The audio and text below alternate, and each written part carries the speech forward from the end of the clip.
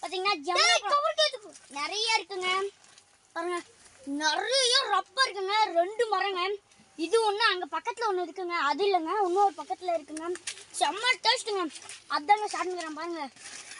பாருங்க செம்ம டேஸ்ட்டுங்க.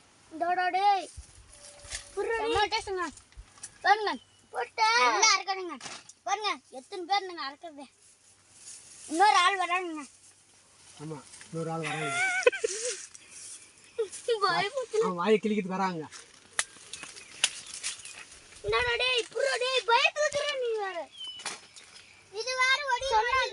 ஒடிமா வரையற வரையறா ஒடிமா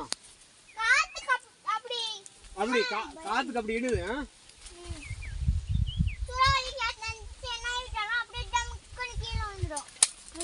டபுக்கு எடுக்கல வந்துடும்.